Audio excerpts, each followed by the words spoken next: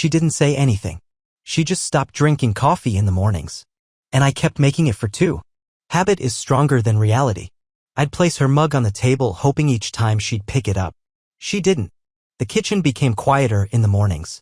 No, did you sleep well? No touch on the shoulder, no fleeting smile in response to my gaze. Just the creak of wooden floors, bare footsteps, and the glow of her phone on her face. She scrolled through her feed, smiling. I saw the name Samantha. Only hers. Only now. The mug remained, but the meaning was gone. I had given it to Claire for our anniversary. Her initials were engraved on the porcelain, tiny, almost invisible. And now that mug held coffee for another woman. Samantha. They laughed together in the living room while I sat in my study, hearing their laughter through the closed door. It was bright, but not for me. A frame stood on the windowsill. I hadn't touched it in years. It used to hold a photo of us at the beach, Claire in a straw hat, me with sunburned shoulders, holding hands. Now it holds a black and white landscape, a wet road fading into the fog. Faceless. No sign of love. I didn't ask where the photo went. I just noticed. And said nothing. I tried to hug her. Gently.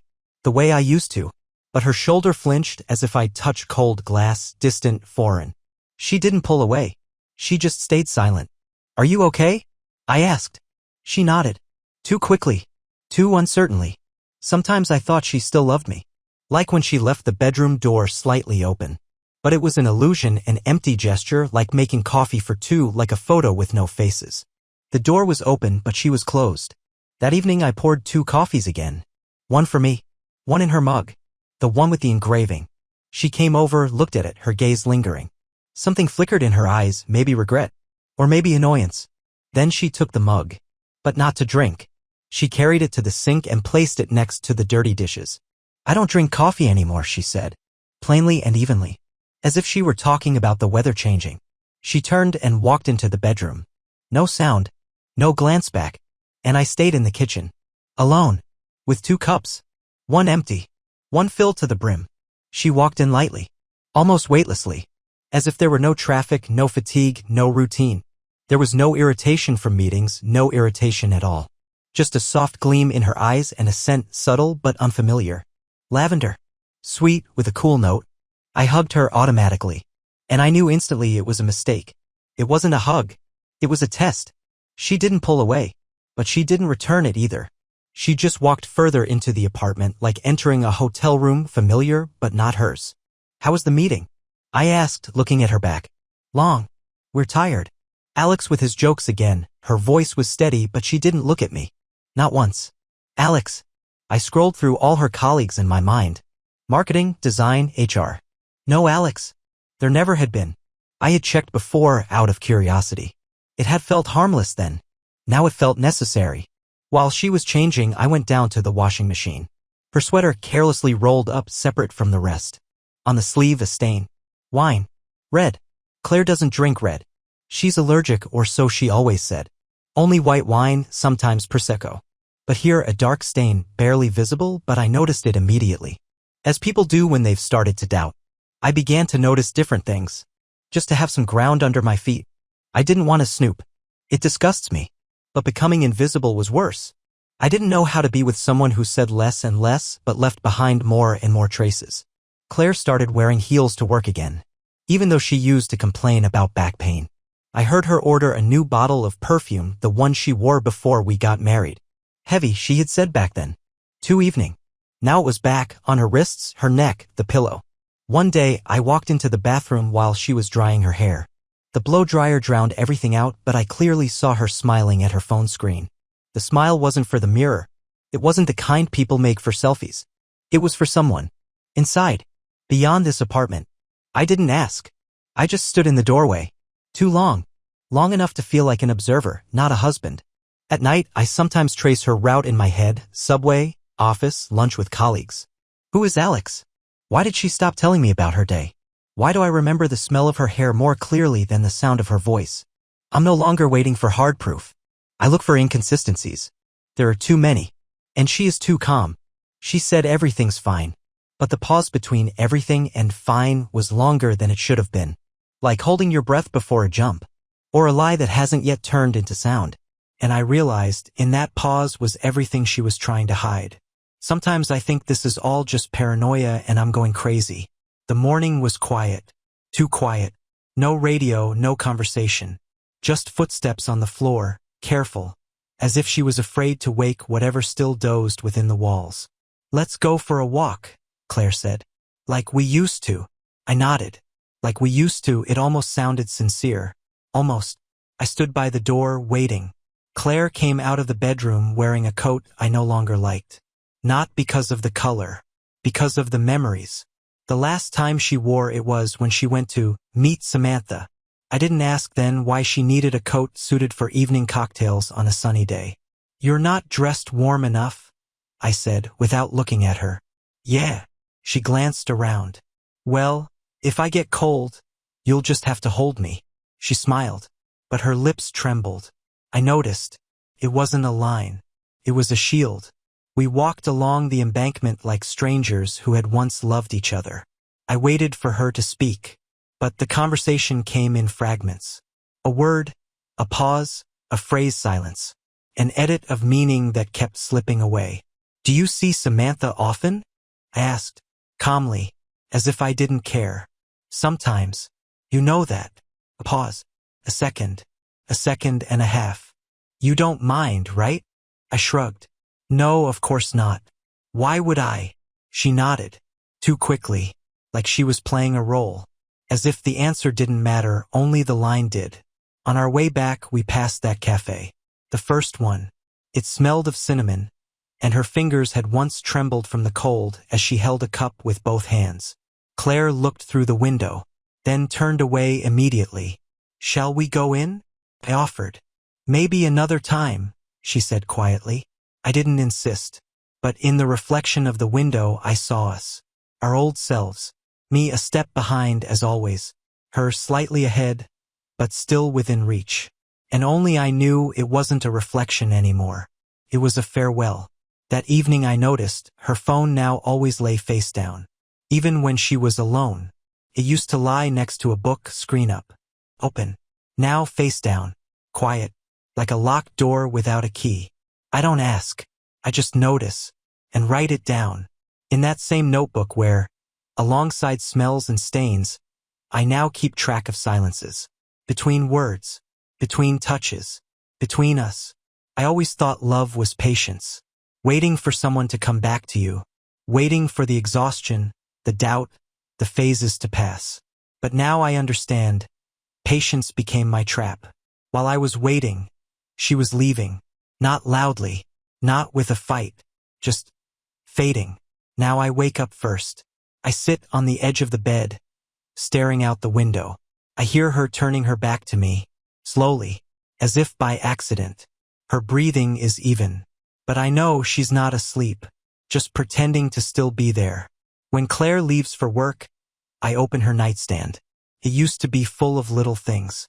Cream, a hair tie, a highlighter for her book. Now empty, completely, as if she doesn't live here, as if she lives somewhere else. In another space, in another rhythm. In the kitchen, her shopping list. Claire always wrote beautifully, neat with a slight rightward slant. Honey, yogurt, candles, all the usual. But the last line, bergamot tea, S. I froze. She doesn't drink bergamot. Never has. Said it leaves a bitter taste. And the S. In parentheses, Samantha. I didn't say anything. Didn't cause a scene. I just became someone else. Not a victim. An observer. That evening I sat in the living room. No lights. In silence. Claire opened the door and froze. "Everything okay?" she asked. "Of course," I replied. "Just thinking." She walked past me carefully, as if I were made of glass. Now I ask differently. Not head-on. From the side. I test. I listen. For the break in her voice. For the pause that lingers too long. "You said you were with Liza?" Casually. "Yeah. We were at her place." Strange. Liza texted me. She's inviting us to dinner. Said it's been ages since we saw each other. Claire froze. Her face calm. But her fingers tightened. White knuckles. I smiled. Not because it was funny, but because the pain had finally become precise. Before, it was fog diffuse everywhere. Now a line, sharp as a blade. And clarity, even if bitter, gives strength.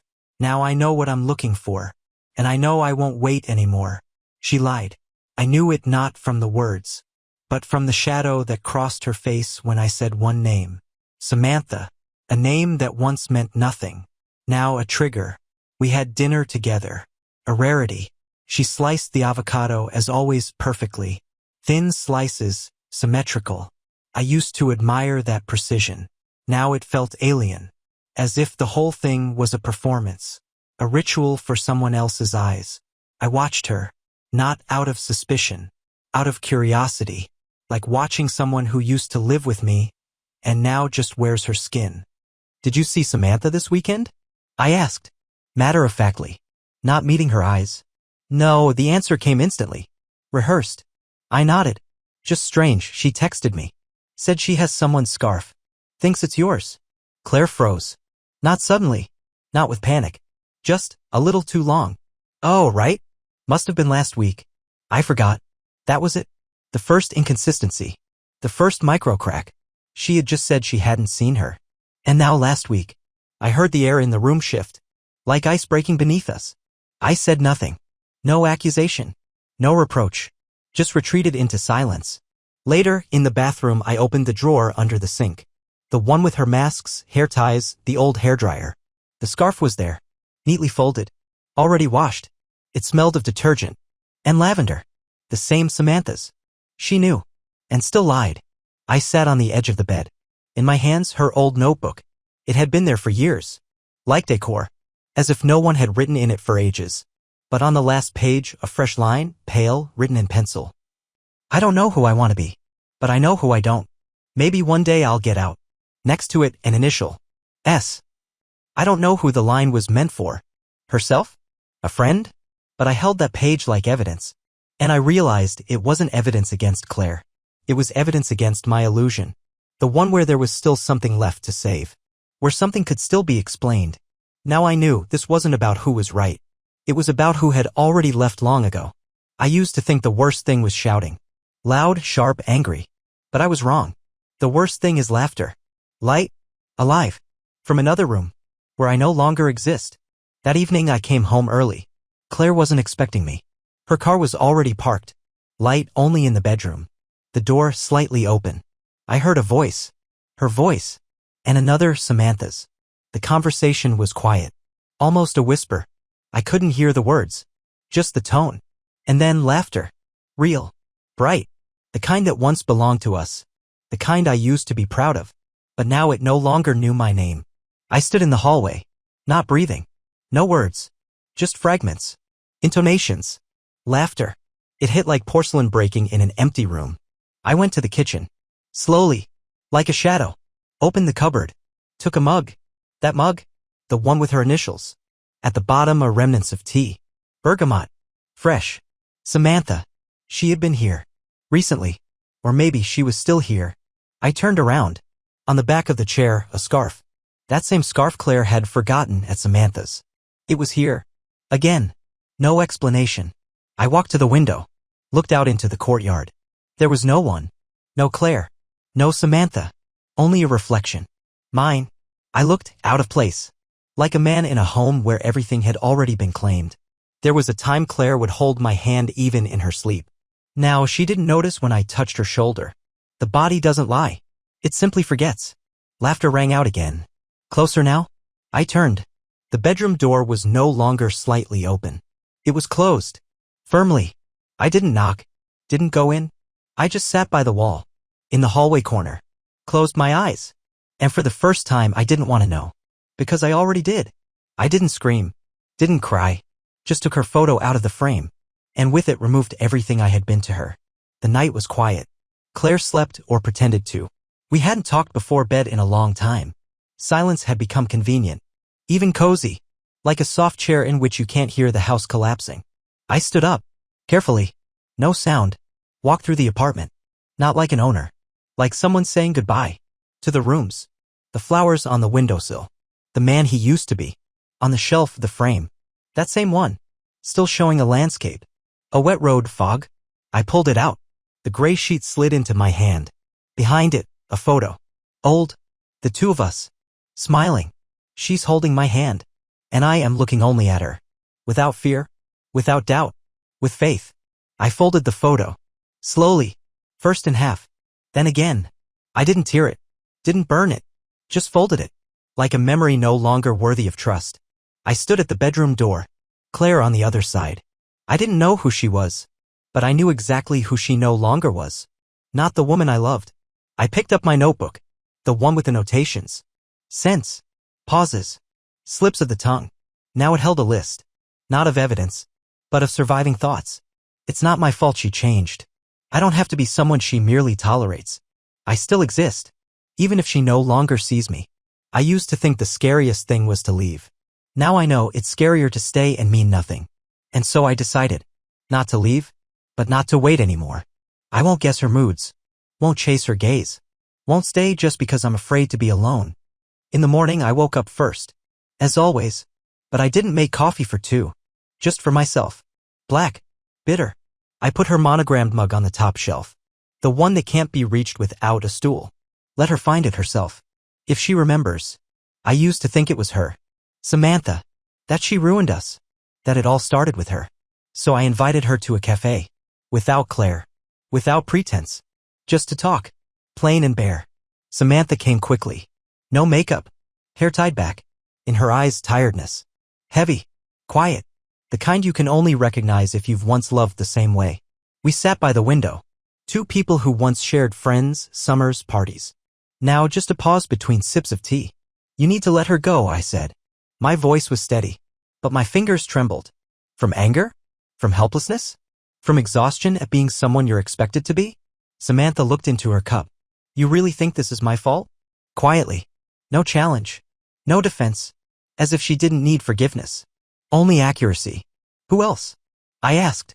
Almost mechanically. She gave a half smile. Not cruel. Just sad. She came to me. I was scared. Honestly. I knew how you felt about her. But you didn't see her then. When she was with you. I tensed. What do you mean? Samantha met my eyes. No softness. She was disappearing, she said. You were good. Reliable. Stable. And that made her less herself. She was pretending. With you, she acted like the person she thought she had to be. I froze. Not because I didn't believe it. But because I recognized it. I remembered her smile. The morning hugs. The letters she used to write me when we first started dating. That Claire wasn't the one who became my wife. She was the one still searching for where she could feel alive. Maybe I wasn't the enemy. But I wasn't her anchor either. I was an empty space where she tried to become someone. And failed. Samantha stood. Slowly. As if something had come to an end. I didn't take her, she said. I just became someone she didn't have to hide with. On the table, a soft click. A key. Claire's. To the apartment. The metal still warm. Fresh from a hand. I don't think she knows what she wants, Samantha added. But now it's no longer my story. She left. Didn't look back. Not fast. Not slow. Just left. And I stayed. With the key. Like evidence. Like a verdict. And like a farewell. To two people at once. She hadn't left. But she no longer lived here either. I heard things disappearing from the closet. Not with a fight, with silence. And the silence was louder than anything. Claire's key stayed in the pocket of my coat. I still didn't know why I kept it. To return it? To confirm something? Or just to feel that I still held something? Even if it was only metal. That evening I came home early. Claire was sitting in the living room. A book in her hands. She wasn't reading. Just holding it. Like a shield. Like an excuse not to speak. I walked past her. She didn't look up. Didn't ask where I'd been. And that hurt more than if she'd made a scene. Because now she simply didn't care. Later, I heard. The closet. A hanger sliding. Then another. Fabric. A hush. A rhythm. She was pulling clothes out. Not everything. Only the extras. The ones she hadn't worn with me. The ones she might have worn with her. I didn't interfere. I just listened. Each sound was like a full stop. And ending with no exclamation. In the bathroom, her toothbrush was gone. Only mine remained. Lonely. Official. I stood in front of the mirror. I didn't cry. I just looked. And tried to understand when we had ended. But we didn't end. We slowly drifted away from each other. millimeter by millimeter. Not by betrayal. By silence. Later, she came over. Sat next to me. Didn't touch. Just sat. I don't know what's happening to us, she said. Me neither, I replied. A pause. But I don't feel like myself anymore, she added. Me neither, I said. We didn't try to fix it. Didn't blame each other. We simply admitted we were tired of being someone for someone else. And in that exhaustion, there was a strange relief. Like a breath after long tension. And no more need to clench your teeth just to keep from breaking. All that was left was air. Empty. But honest. I didn't ask her to stay. Not because I didn't love her. But because, for the first time, I felt. I know how to be alone. And that too is a kind of love. But now for myself. The morning was dry. Empty. The kind where you expect no words, no footsteps. Just the sound of the hallway clock. Tick. Tick. Tick. As if someone was counting. Done. Done. Done. Claire was already gone. No note. No words. Just a half-cleared shelf and the faint scent of her perfume. The scent that once promised something. Now just an echo. I walked into the bedroom. Stopped by the shelf. The frame the same as always. But now inside, no us, no landscape. Just glass. Empty. Clear. I looked into it and saw everything. The emptiness. The future. And maybe even myself as I had become. Without her. I didn't move the frame. Let it stand. As a reminder. Absence is also a form of truth. Sometimes the most honest one. In the kitchen, I made coffee. For one. Without a pause. Without reflexively reaching for the second mug. Without the thought. What if she comes downstairs? No. Just me. And a cup. Hot. Real. The mug with her initials is still on the top shelf. But no longer a relic. No longer a wound. Just an object. Empty. Without purpose. I stepped out onto the balcony. The city was gray. Wet. Almost like that landscape in the frame, the one that once replaced us. I used to think it was about loneliness. Now I understand it's about freedom. I didn't feel relief. No triumph. No pity. Just balance. Stillness inside. As if pain had grown tired of struggling. Simply sat beside me. And now keeps silent too. I no longer want to bring back what left. Because now I know. Being enough doesn't mean being wanted. And being yourself doesn't mean being alone. Ahead a day. Gray too. But mine. And I'm ready. Finally to be. Not for someone. Not in spite of. But simply be.